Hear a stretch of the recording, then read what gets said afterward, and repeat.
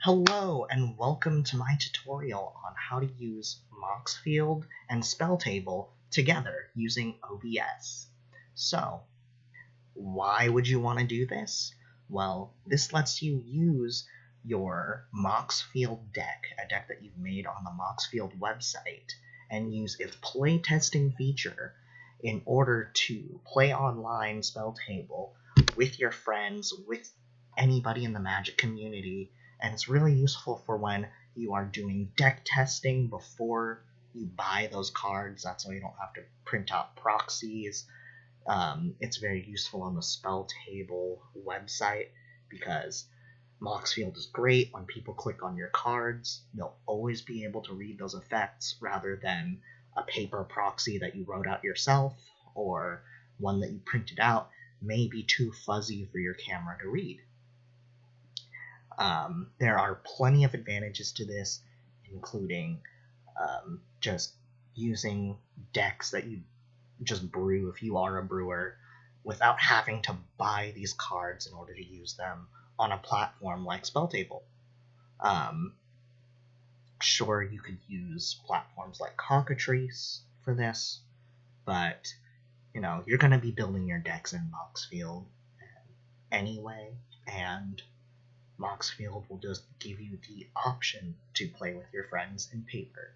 So let's get started. So here we are in OBS, and you don't gotta worry about my sources or anything over here. What you're going to need first is to create a new scene. So I'm going to just remove my face cam to show you more clearly. So over here in the bottom left corner, you'll see the scenes area. So let's click this plus icon to add a new one. We'll call this scene moxfield. Okay, so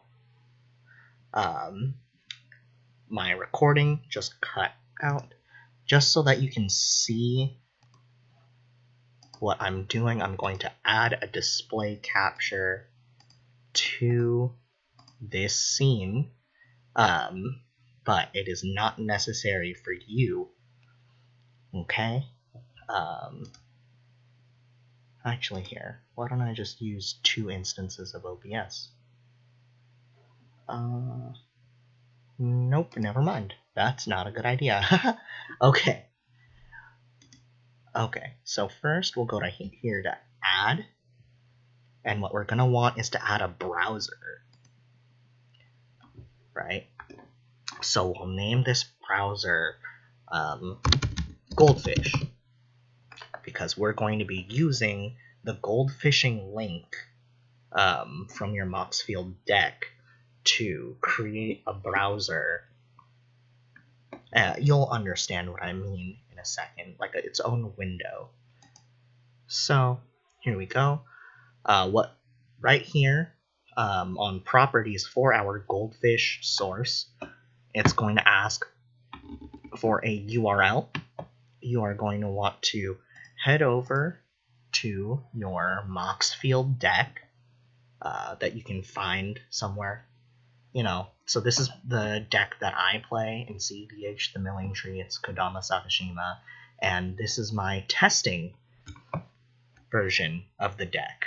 So to get to the play testing area, you can click this play button for playtest, or you can scroll all the way down to the bottom of the page and click playtest here with this test hand. So I'm going to click playtest.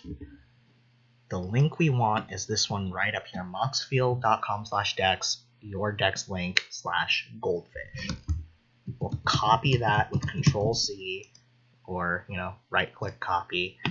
We're going to go back to OBS, and we're going to go to the URL source, paste that in. Now it's going to want width and height of this window that we're going to create.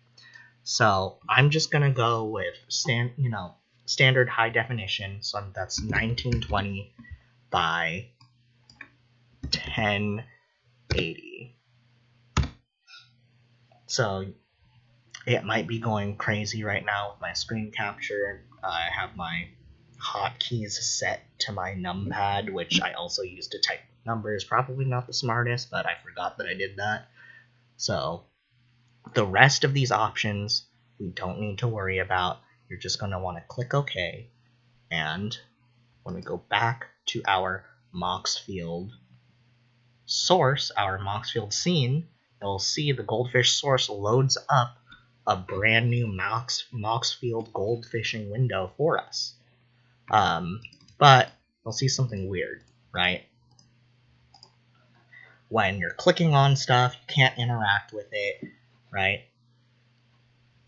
What you're going to want to do to interact with your cards in this OBS browser is right-click your goldfish source and click Interact. That will open up, OBS will then open up the window that it's displaying here, right? You'll see when I'm highlighting over things, it'll highlight on there. So now you have this window that you can control in OBS. So for people who may not know how OBS works, this is for streaming and broadcasting. So the power of OBS is anything that you see in this red rectangle here, or in this main rectangle, is what other people will see once you are broadcasting to them.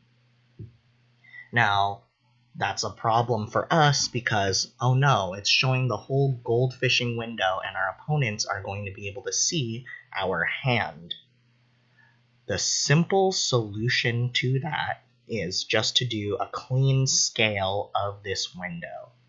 That's the most simple thing you can do. Some people just put an image to overlay on top of it, which is also as easy as adding an image to your scene, to your scenes. And one image to go over the side for when you highlight a card, because when you highlight a card in hand, it'll show it up bigger on the side over there. So all you're going to want to do is take this main window, click on it, not the interact window, in the main OBS broadcast area, and just expand it. See how it starts to show these gray lines that are telling you, hey buddy, people won't be able to see that, right? That's good. That's what you're going to want. You're not going to want to show people the rest of that area. So, just keep doing that until they can't see what you're doing. It doesn't affect your it doesn't affect your interacting with the scene window here. You'll still be able to untap that. Yep. I'll do a take backsies on that Hedron crab and play out a Mox Amber. Doesn't affect anything over here, but now they just can't see your hand and can't see when you highlight over a card. So now you may be thinking, how do I get people to see what's on this screen that I've created? What you're going to want to do is start your virtual camera. This virtual camera is very powerful. This is what people will, this is how you will show people what's on your screen. So when we go over into spelltable, for example,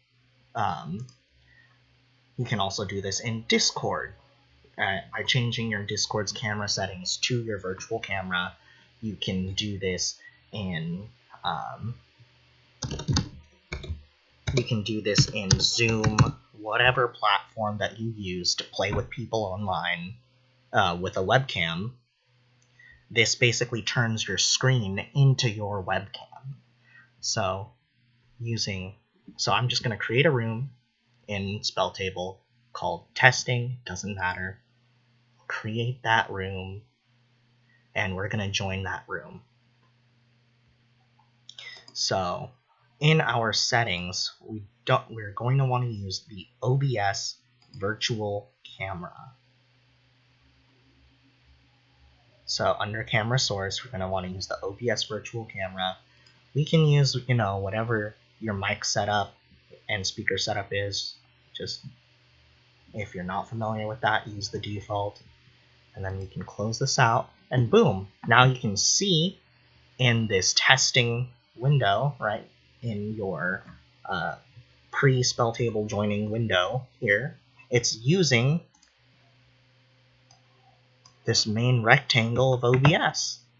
So if I, here, let's see. If I tap this in our interacting window, we'll see it tapped here. And now when you join on spelltable, everything will work. It'll be great. So here, I'm going to join this fake room that I've made here on spelltable. And now, if I click on my Mox Amber, boom, everyone who wants to see what my cards do, will see it clearly right there. Fantastic, right? At the beginning of this video, I only scratched the surface of how powerful this could be. You could do incredible things like adding a face cam here. You can add in some cool little effects when you play cards. It's all whatever is up to you and how tech savvy you are. But I'd love to see more people using moxfield I'd love to see a lot more people using moxfield with spelltable. And I hope that this tutorial was helpful to you, and have a great day.